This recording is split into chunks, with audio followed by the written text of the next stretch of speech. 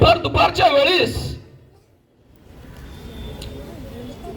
एक बाप आपल्या मुलाला खांद्यावरती घेतात आणि खांद्यावरती घेतल्यानंतर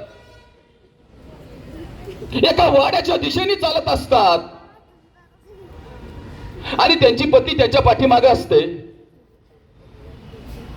आणि पत्नी पाठीमागे असते, पोरगा खांद्यावरती आहे आणि तात्यासाहेब समोर बसलेली आहेत.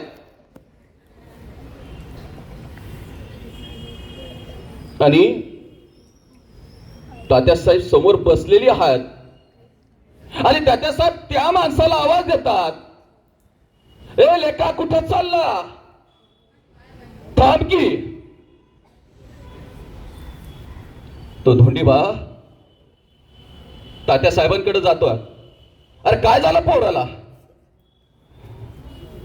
तात्यासाहेब 3-4 दिवसापासून पोराला प्यायला पाणी मिळाल्याने बेशुद्ध झालं. त्या पोराला आपल्या घरात घेतात. आपले मित्र डॉक्टर यांना बोलवलं जातं.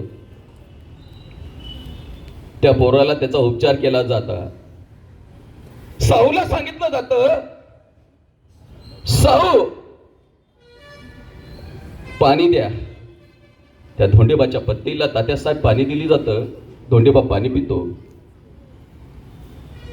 अरे जाऊन सांग तुझ्या अस्पृश्य नगरीमध्ये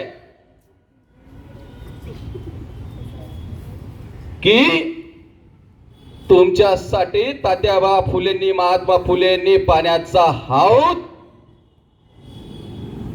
उघडून दिलेला आहे.